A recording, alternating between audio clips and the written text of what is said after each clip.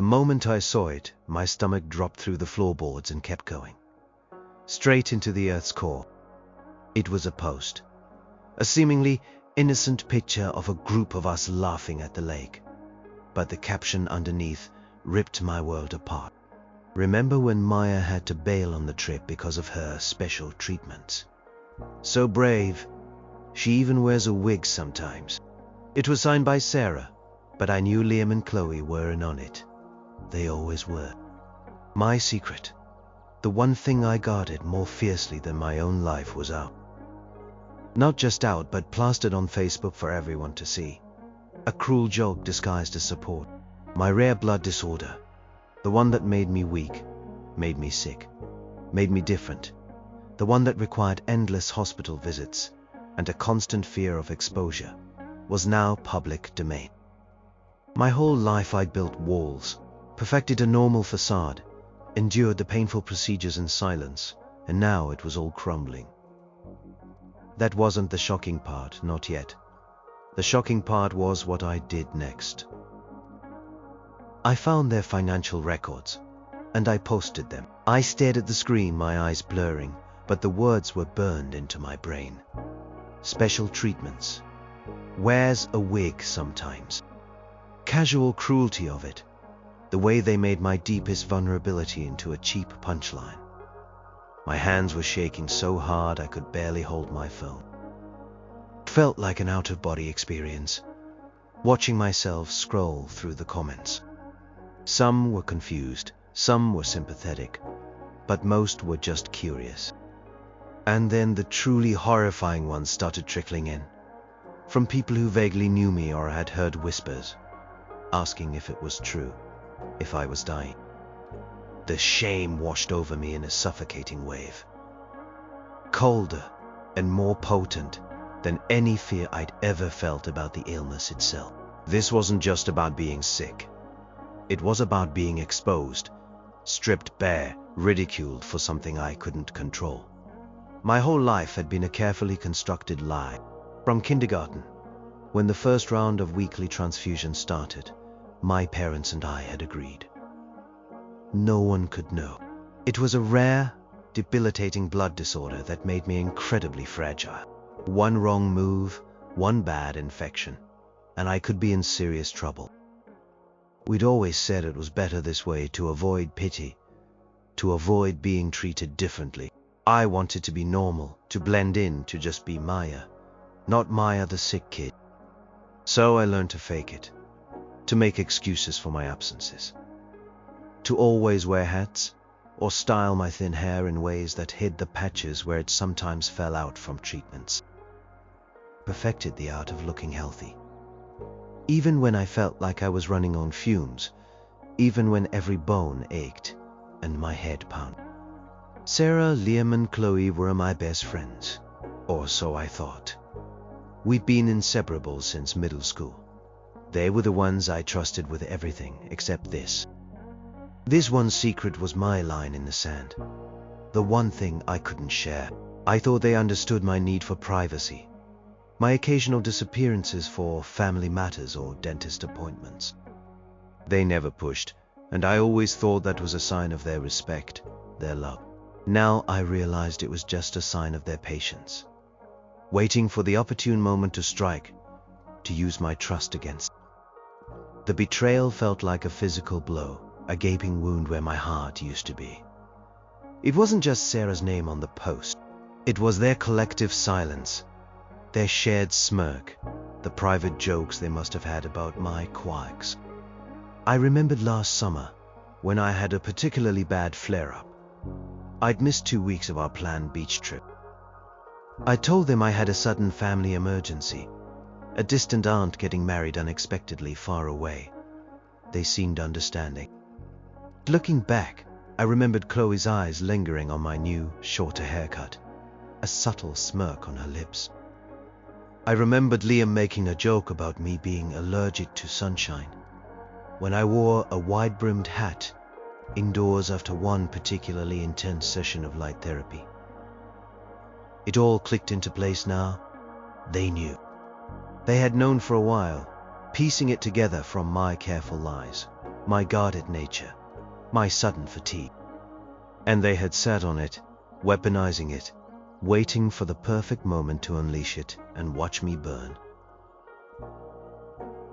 The comments kept piling up.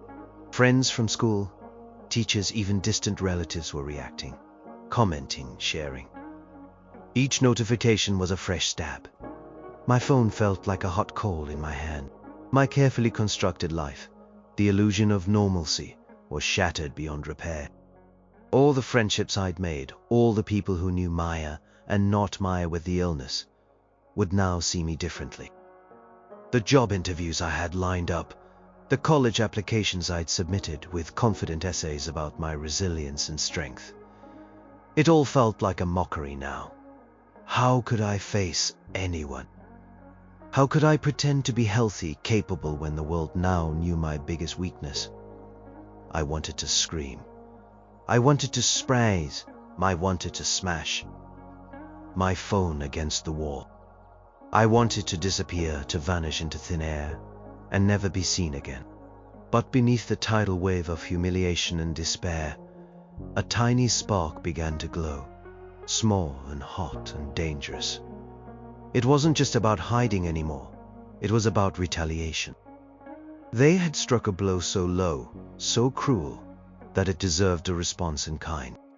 My mind, usually cautious and measured, began to race down a different path. A dark path. Path I had always avoided, because it felt like stooping to their level.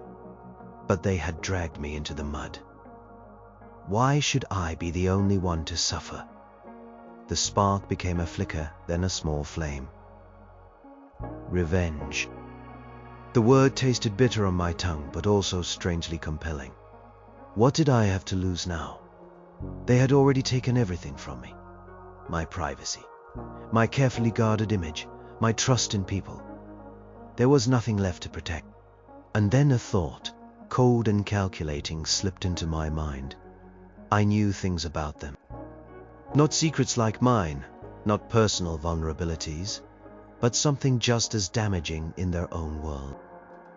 Something that could hit them where it hurt, just like they had hit me. Something tangible, something irrefutable, something financial. My brain started sifting through years of shared experiences, shared computers, shared moments of carelessness. Liam, always bragging about his family's wealth, but also constantly complaining about his strict parents. Chloe, obsessed with designer clothes, always had the latest thing. Sarah, meticulous about her grades, always talking about her future in business. They all had a veneer of perfection, just like I did, but their cracks were different, and I had seen them. I had seen them logging into their bank accounts on my laptop after a study session, or leaving their financial aid forms open on the school library computer. I had dismissed them at the time, just casual glimpses, but now every little detail started to resurface with startling clarity. The ideas solidified, hardening into a cold resolve. I wasn't going to just sit there and take it. I wasn't going to be the victim who quietly fades away. They wanted to expose me? Fine. But they would learn that some secrets cut deeper than others, and some acts of revenge leave a far bigger scar. My heart, still aching from the initial blow, began to beat with a grim determination. The hearth-breaking pain of my own exposure was now fueling a different kind of fire, a destructive one. And I knew with a terrifying certainty that I was about to light the match. The world had already seen the worst of me, or so I thought. They hadn't seen what I was capable of when pushed to this absolute breaking point. Not yet, they were about to. I closed my eyes for a moment, picturing Sarah's smug face, Liam's casual dismissal, Chloe's quiet complicity. The image fueled my anger, hardening my resolve. This wasn't just about fairness, it was about survival. It was about proving that I wasn't just some fragile girl to be mocked and discarded. I might be sick, I might be vulnerable, but I was not weak. And they were about to learn that lesson the hard way. The first step was to find what I needed. The second step was to make sure it was seen. And the third step, the final one, was to watch their perfect worlds crumble, just like mine had. The thought brought a grim satisfaction that momentarily pushed back the crushing weight of my own pain. It was a dangerous feeling, but in that moment, it was all I had left. The world outside my window was quiet, the moon a pale sliver in the dark sky. But my mind was a whirlwind of rage and desperation. I knew what I had to do. The path ahead was dark and uncertain, but the path behind me, the one filled with humiliation and betrayal, was no longer an option. I took a deep, shaky breath, and then I began to search. Not for sympathy, not for understanding, but for the ammunition I needed to fight back. The game had changed, and I was no longer playing by their rules. My own pain was too deep, too raw to be ignored. And it demanded an answer. A devastating, irreversible answer. The screen of my phone, still displaying Sarah's hateful post, seemed to glow with an evil light, but I didn't look at it anymore. My focus was elsewhere, on the cold, hard logic of retribution.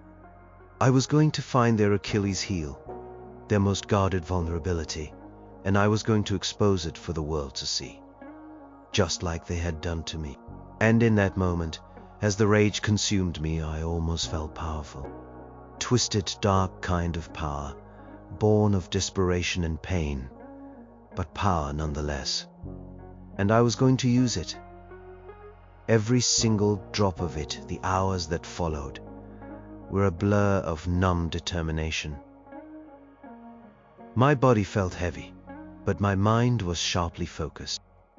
The shame and hurt from their post had carved out a hollow space inside me, and into that void poured a cold, hard resolve. I wasn't thinking about the consequences, not really.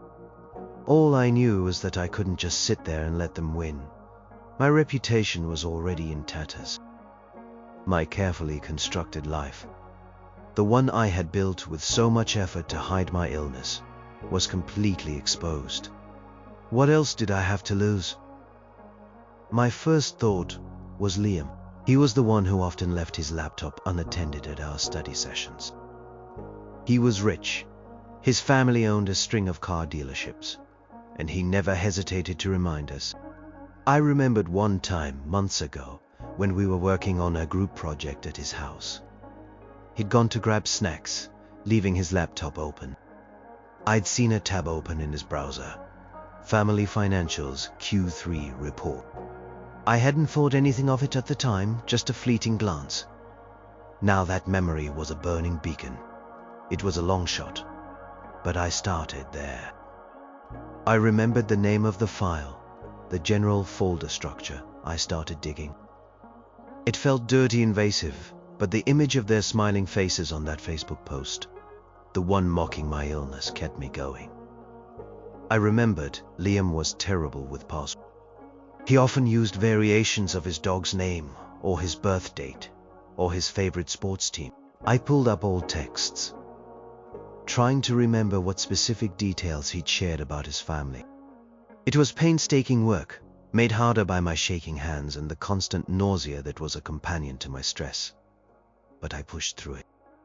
Each failed attempt, each incorrect password message, only fueled my anger further. Then I remembered a specific incident. A few weeks ago, Liam had been complaining about his parents forcing him to use a new financial management app. He'd even grumbled about how it saved everything to the cloud, even tax documents, because security first or whatever. He'd said it sarcastically, rolling his eyes. Cloud storage. That was it. My heart hammered against my ribs. If he was that careless, there was a chance he hadn't properly secured everything. I started trying common cloud storage providers, typing in his email address, using the password hints I'd pieced together. It took what felt like an eternity. Hours bled into one another. My eyes burned, my head ached. I tried every combination, every variation of his common passwords, and then, finally, one. It wasn't his main password, but it was a backup password he'd used for a lesser-used account that was linked to his primary email. And from there, it was like a secret door swinging open.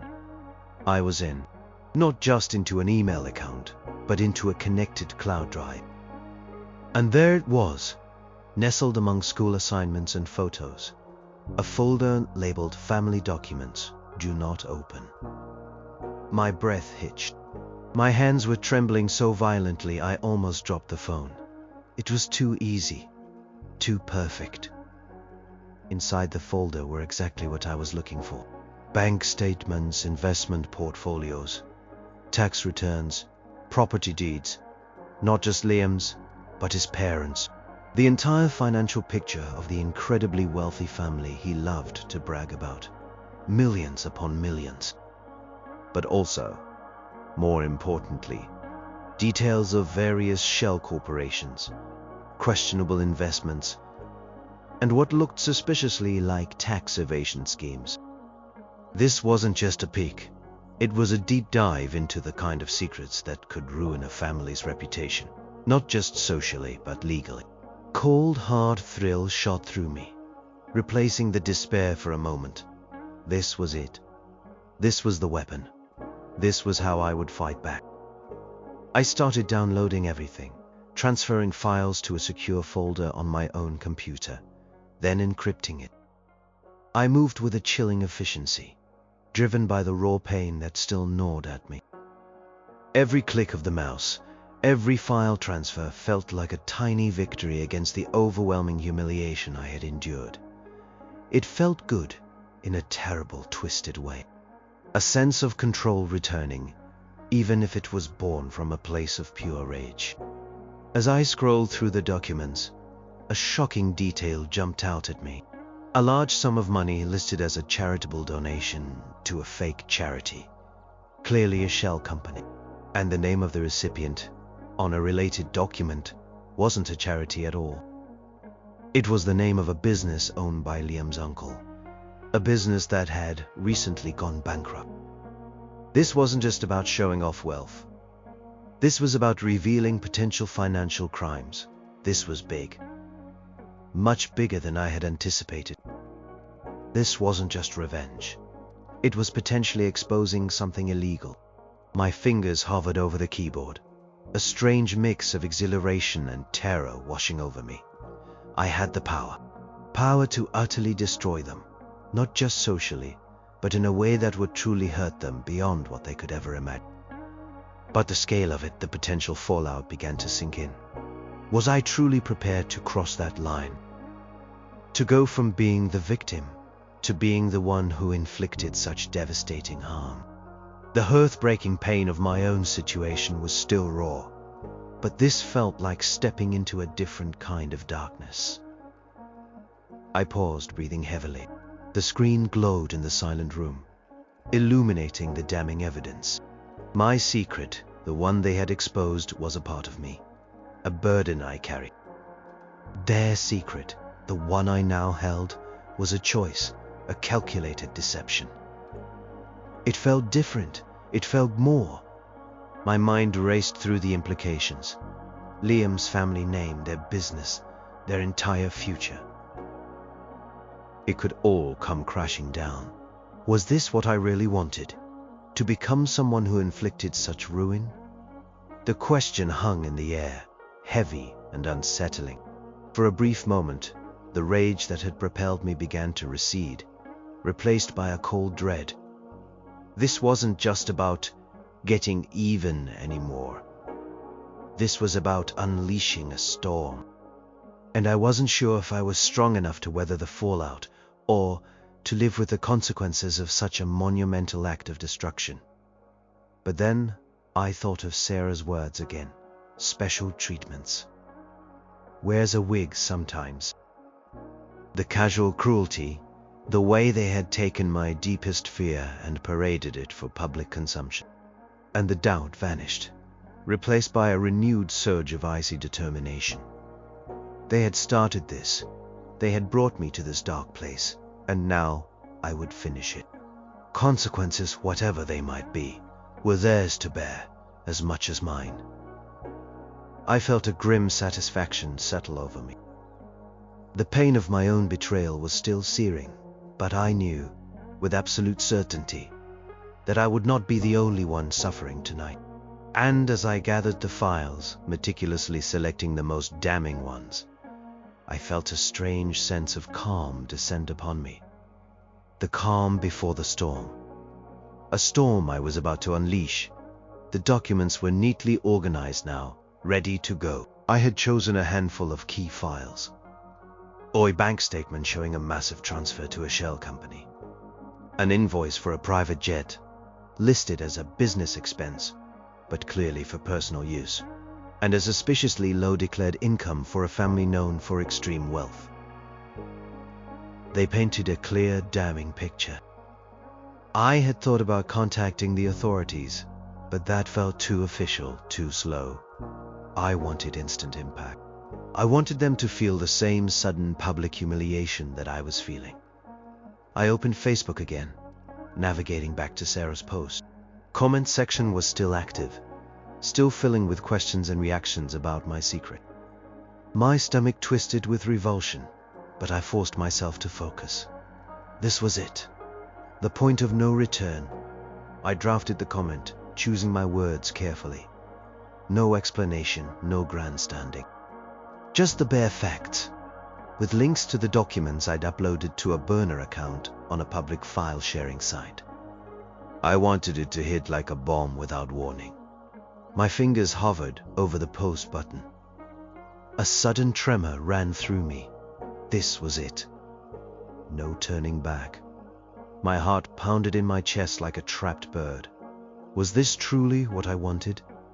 To stoop to their level? To become the kind of person who inflicted such pain? The hearth-breaking nature of my own wound was still raw, but now I was about to inflict one of my own. I thought of the future, of how this act of revenge might define me. Would I regret it? Would it bring me any peace? For a fleeting second, I almost stopped.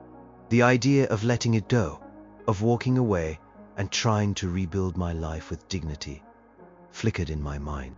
But then the image of Sarah's smug face, of Liam's casual cruelty, of Chloe's silent complicity flashed before my eyes. The humiliation, the betrayal, the years of carefully guarded privacy shattered in an instant. They had chosen this path. They had chosen to expose my vulnerability. They had chosen to make me feel like I had no options left. And then, without another moment of hesitation, I pressed the button. The comment went live. A hyperlink, plain and simple, followed by a few lines of data from the files. Liam Davies. Account number XX. Transfer of $500,000 to Sunshine Ventures LLC. Delaware. 2022 to 8/15. See tax. Doc 2022 Schedule C. Line 12. Public records show Sunshine Ventures LLC owned by Robert Davies, Liam's uncle. More details here. The link was short, masked to look unassuming. I didn't tag them. I didn't need to. The internet would do the work for me. My breath hitched. It was done. It was quiet for a few seconds, then a single "what" appeared. Then another. Is this real? Then a flurry of activity. Likes, shares. A new comment started pouring in, not just on my comment, but spreading across the entire thread. People were clicking the link. They were seeing the files. The bomb had detonated. A strange mix of feelings washed over me. There was the initial rush of triumph, a perverse satisfaction in knowing that they were now feeling a fraction of the pain they had inflicted on me. But beneath that, a cold, empty feeling began to spread. It wasn't relief. It wasn't happiness. It was a profound sense of hollowness. The act was done, the revenge enacted, but the wound inside me, the one from their betrayal, still throbbed. The tears I thought I had run out of started to well up again. But these were different. These were not just tears of pain, but of a strange, unsettling regret. I imagined Liam seeing it, his face paling as he realized what I had done. I imagined Sarah, her perfect facade crumbling. Chloe, her quiet complicity now exposed to a different kind of scrutiny. The thought should have brought unadulterated joy, but it didn't. It brought a tremor of fear, a nagging question. What now? What would happen to me? What would happen to them? The simple act of clicking that button had unleashed something far bigger than I could have imagined. The first direct message came in within minutes. Not from Liam, Sarah, or Chloe, but from someone I didn't even know, asking for more information, asking if I had more dirt. My stomach churned. This wasn't a contained act of revenge. This was a public spectacle, and I was at the center of it.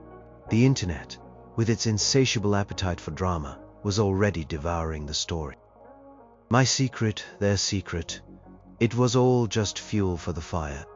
I closed my laptop, the screen reflecting my distorted face. My eyes were red and swollen. I felt utterly drained, physically and emotionally. The act of revenge hadn't brought the catharsis I craved. Instead, it had left me feeling even more isolated, even more broken. The heartbreaking pain of my own vulnerability now shared a space with the chilling realization of what I had become. I had fought fire with fire, and now the whole world was burning, and I was standing in the ashes alone. The immediate aftermath was a blur of notification. My phone vibrated endlessly with messages, comments, and calls. It wasn't just Sarah's post anymore. It was a deluge. My anonymous post had gone viral. People were sharing it, dissecting it, drawing their own conclusions. News outlets, local ones at first. Then some bigger names started picking up on the story. Local, teen exposes family's alleged tax fraud after personal secrets revealed. My face, Liam's face, Sarah's face, they were all over the internet side by side. It was a full-blown media circus. I unplugged my phone, threw it under my bed, and just lay there in the dark. My body ached with a deep weariness that went beyond physical exhaustion. The hollow feeling in my chest had grown, a gaping chasm. I had sought revenge, a release from my pain, but all I had found was more emptiness. The sweet taste of retribution had turned to ash in my mouth. I had thought that seeing their lives crumble would bring me satisfaction, but it only brought a chilling realization of the destruction I had wrought. Liam's parents were quick to respond, of course. The lawyers issued a stern statement, denying everything, claiming it was a malicious act of defamation. They threatened legal action against me, but the internet rarely cares about official statements. The evidence I'd posted, though raw and unverified, was compelling enough to fuel endless speculation. The damage was done. Their car dealership started seeing protests. Their business reputation was in tatters. Liam himself became a pariah, instantly ostracized by the very people he used to impress with his family's wealth. And Sarah and Chloe, their lives were also unraveling. Not just because of Liam's family scandal, which they were now tied to, but because of their part in exposing my secret. People were furious with them, calling them cruel and heartless. They tried to defend themselves, saying they were just trying to raise awareness or concerned for my well-being. But it rang hollow. Their social media was flooded with hate messages. Their friends started abandoning them. Their once perfect social lives imploded. I watched it all unfold from a distance, hidden away in my room, and I felt nothing. Or rather, I felt too much. A strange cocktail of pity, regret, and still that lingering, persistent ache of betrayal. Their pain wasn't making mine go away. It was just compounding it. adding another layer of darkness to an already shattered world. I had thought revenge would be a balm, a way to mend my broken spirit. Instead, it was like pouring salt into an open wound. My parents were distraught, my mom especially. She found me huddled in my bed, staring blankly at the wall. "Maya," she whispered, her voice trembling. "What have you done?" I couldn't answer her. What had I done? I had broken the trust of my friends.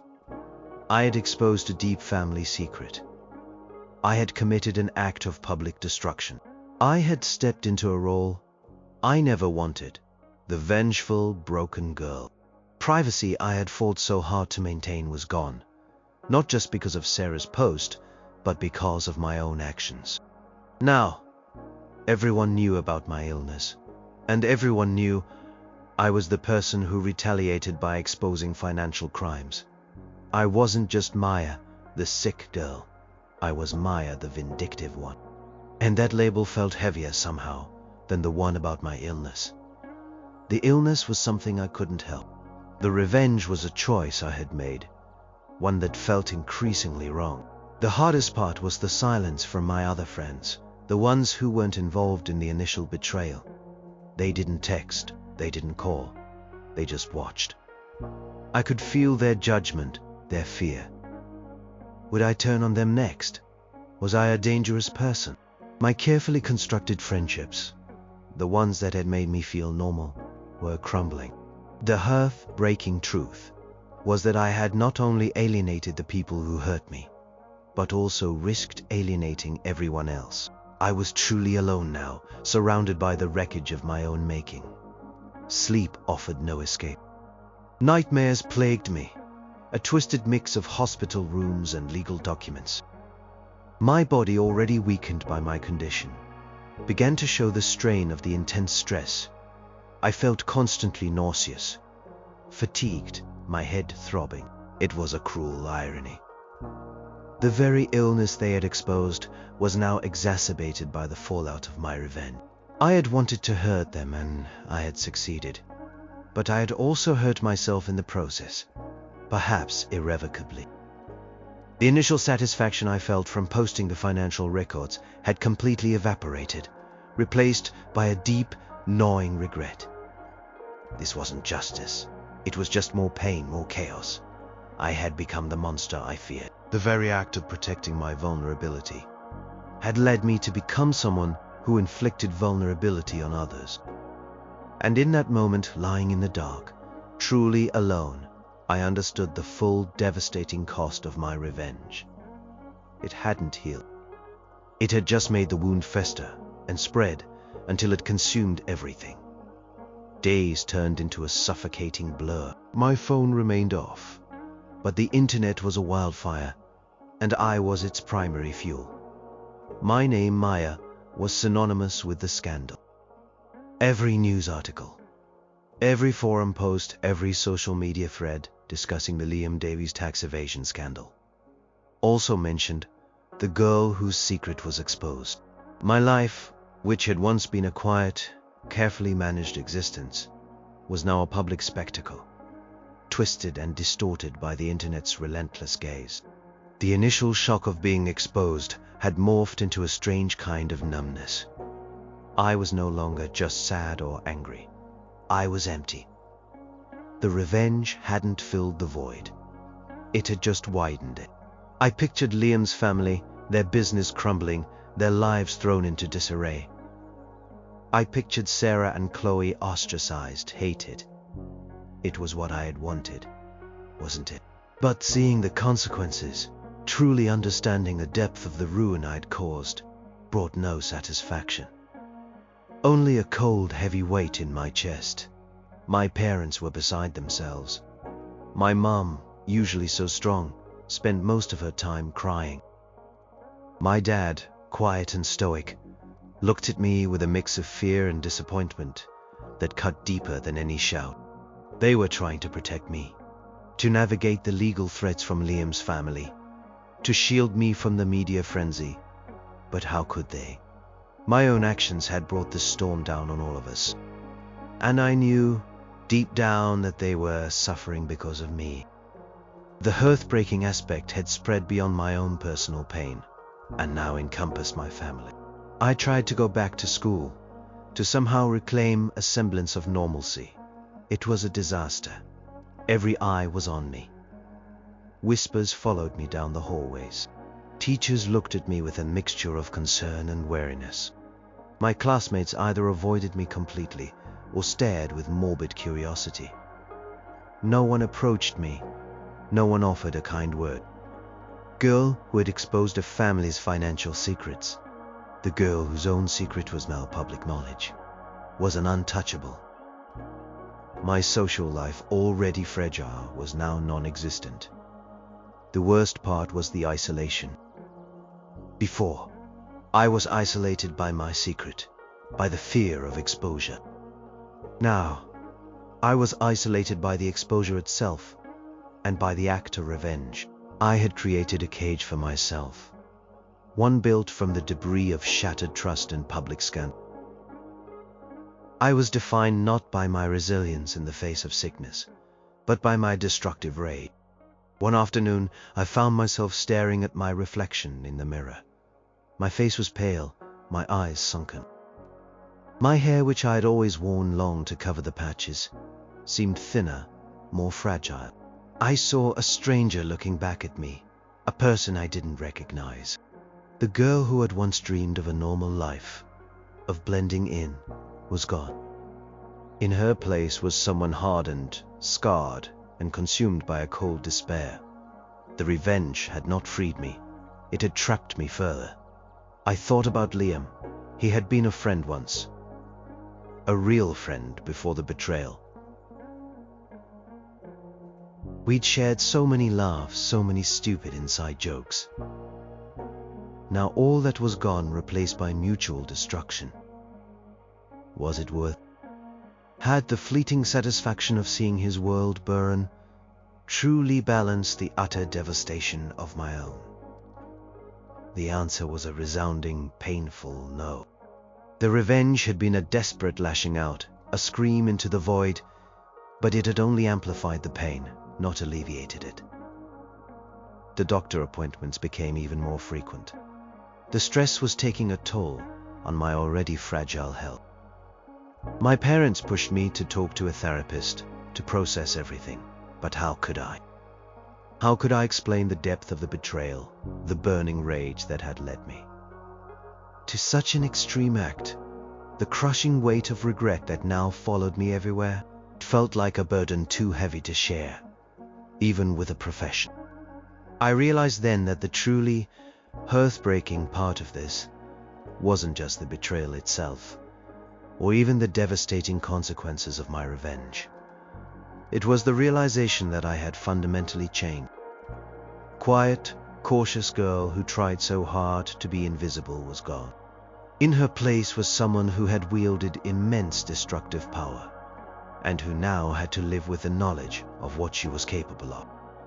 The lines between right and wrong had blurred, then vanished, leaving behind only a messy, chaotic landscape of hurt. The world kept moving, but I felt stuck, frozen in time, haunted by the echoes of my own choices. The initial pain of my exposed secret was still there, a constant companion. Now, it was accompanied by a new, heavier pain, the burden of my own destructive actions, and the profound, isolating regret that came with them. There was no victory, no peace, just an endless echoing silence in the wake of the storm I had unleashed.